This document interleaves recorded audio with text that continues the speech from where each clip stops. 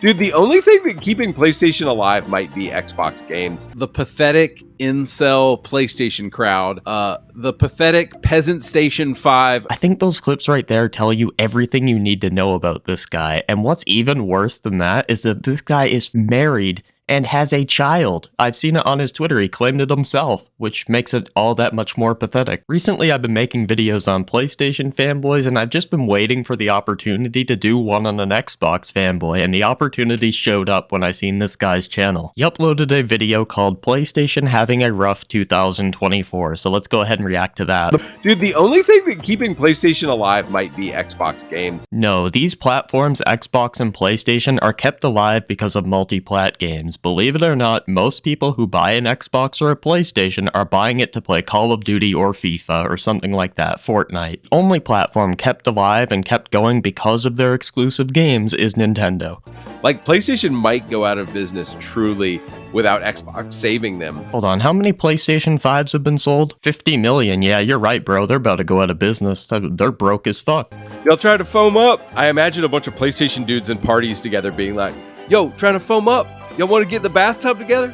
Trying to foam up. How old is this guy again? I'm trying to sit down and just process the fact that this guy is married with a kid, making jokes about men sitting in the bathtub together because they play on the blue plastic box instead of the green plastic box. This is the type of behavior you would expect from a middle schooler, not a grown man. Guys, so what I want to talk about today is the absolute abysmal trash fire of the PlayStation brand right now.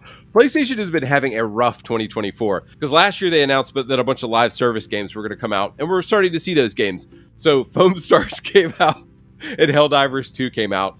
And these games are not only getting critically panned and just trashed by the media. Everyone I've talked to said Helldivers 2 is an amazing game. Both Steam and PlayStation players have been praising it. I don't know what the fuck you're on about. Seems like copium to me. But look at their numbers. Nobody wants to play them. Nobody wants to play Trash Divers 2. And so, guys, PlayStation is having one of its worst years ever in 2024 with the abysmal state of play. We're going to watch Amazing Lucas react to that in a second. So they had an abysmal state of play.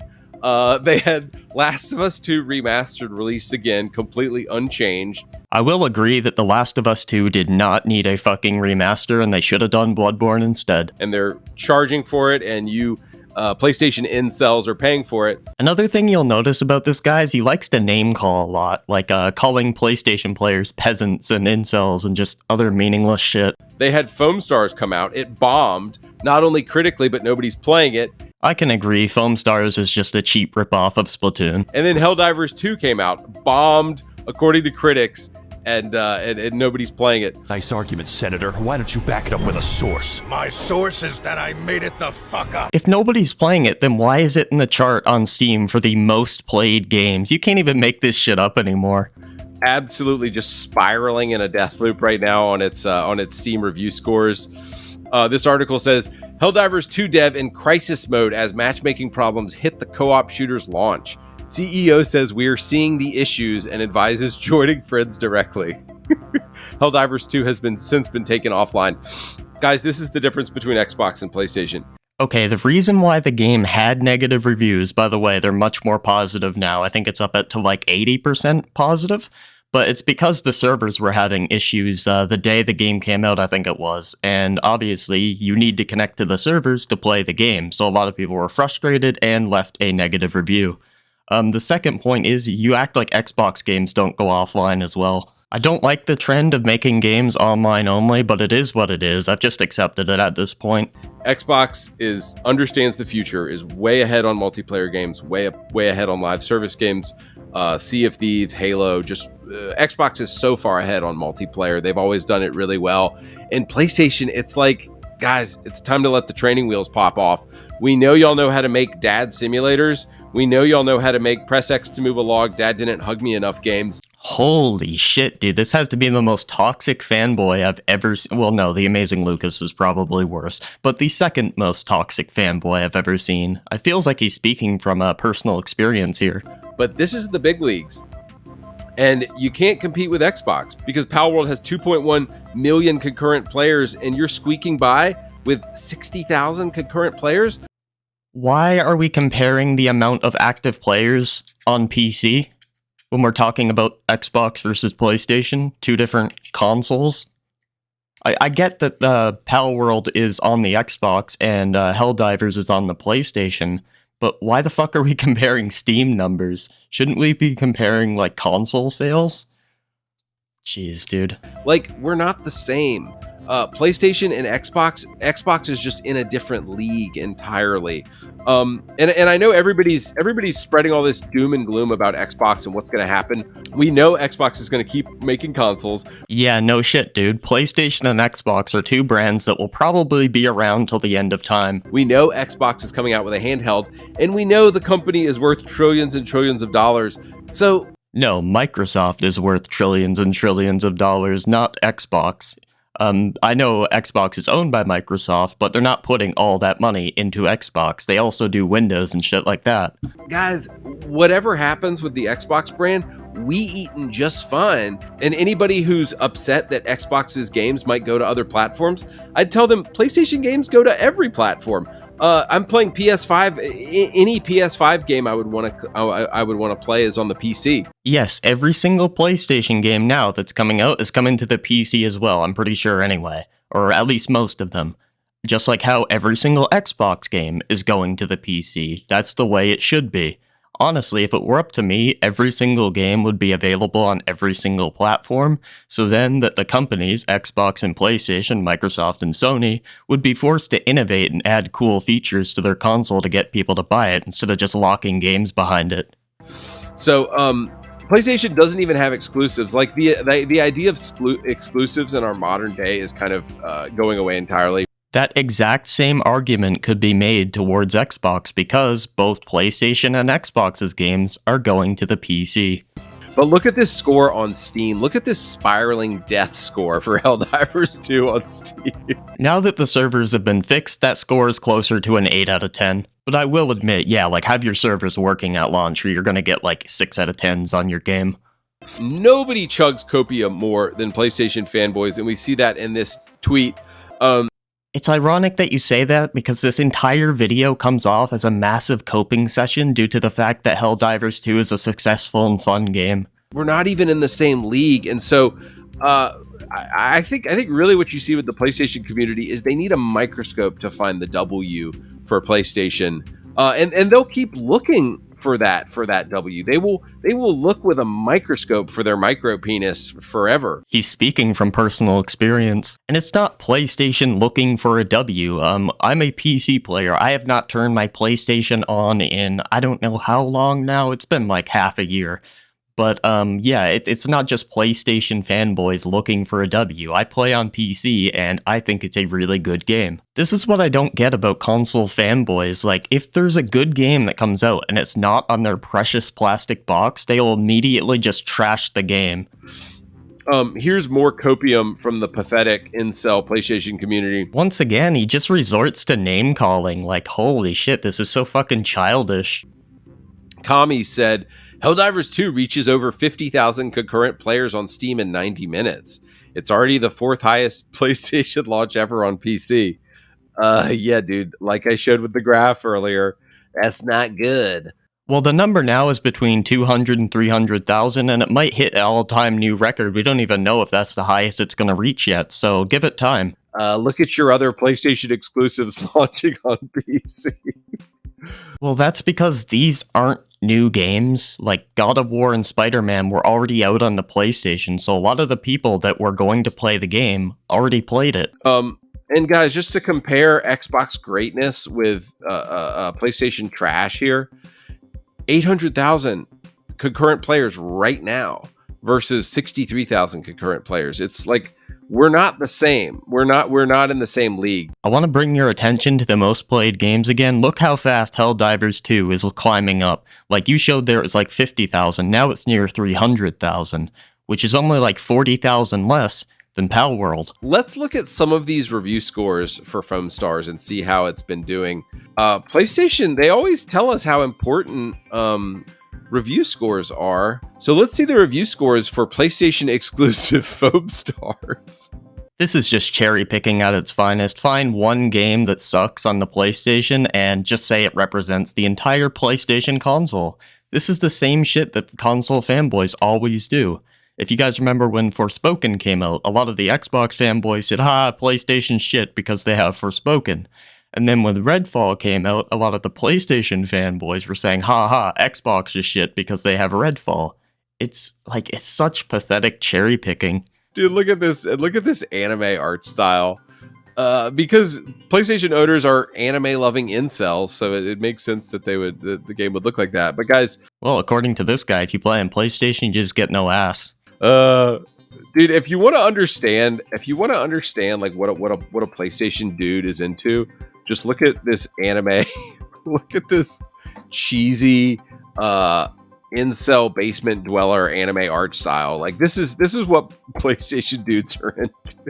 Clearly they're not into it though, because everybody's shitting on this game. Even people who play on PlayStation say that this game is utter dog shit. Last time I checked, the highest score that a critic gave the game was a 7 out of 10.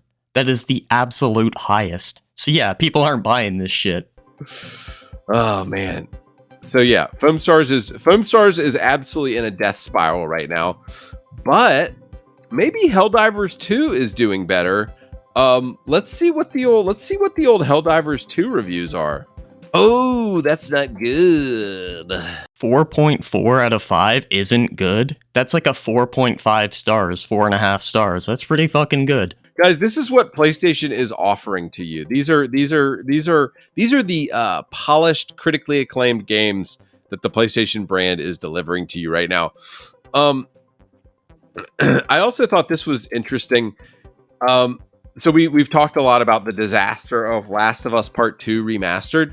If you want to see how game journalists absolutely simp for the PlayStation brand, all you need to do is type in Last of Us Part 2 Remastered and you will see it on full display.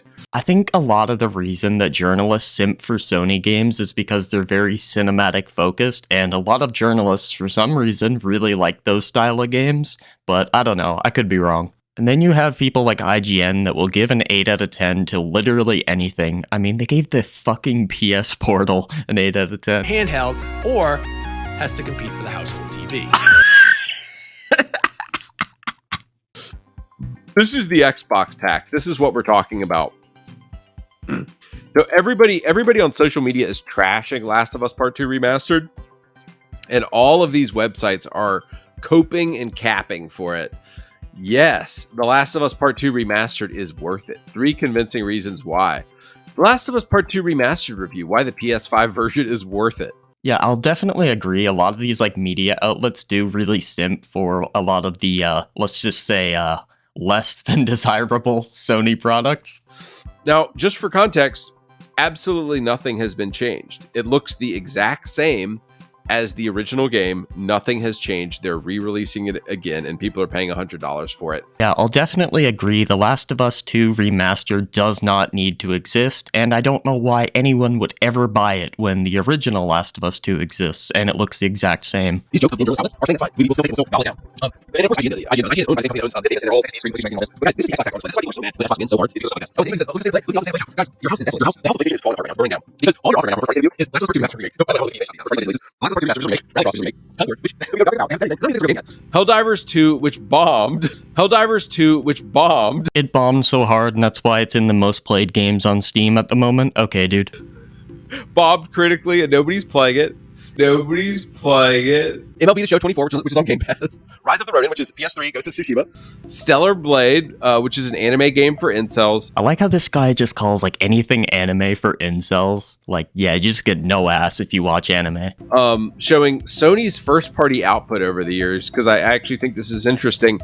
And I loved the original PlayStation. I remember playing Kingsfield and Assault Rigs, and like I originally had a PlayStation 1, but when Xbox came along, I just thought Xbox was so superior to PlayStation that I ditched it. This is genuinely insufferable to watch. I love how like these fanboys, they can't just say, I enjoyed the Xbox more than the PlayStation. No, they gotta say, well, the Xbox is just so much superior. Bro, get a job. But if you remember back in 1997, this is wild. Sony came out with 57 unique first-party games in 1997. Isn't that nuts? In 2011, they came out with 28 first-party unique games.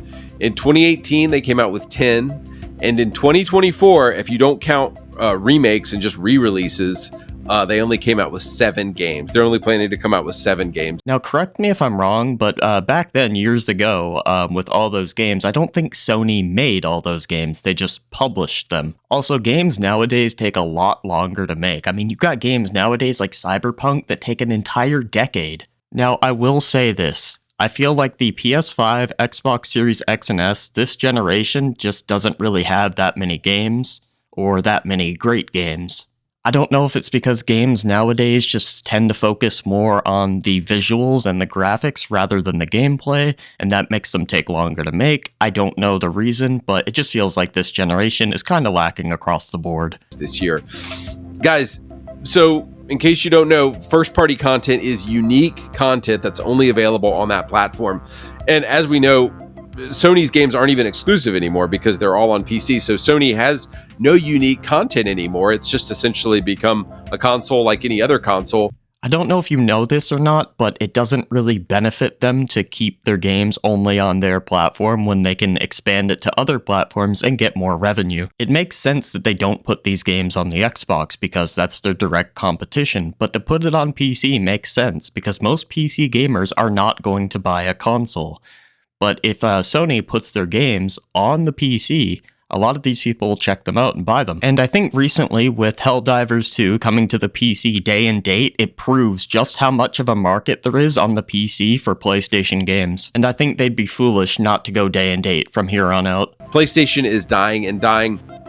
And isn't it interesting that PlayStation did not start porting its games to PC until they knew people had already bought that PS5? Yeah, it's almost like there's a market on the PC for PlayStation games, and a lot of PC gamers, like I said, don't want to buy a console.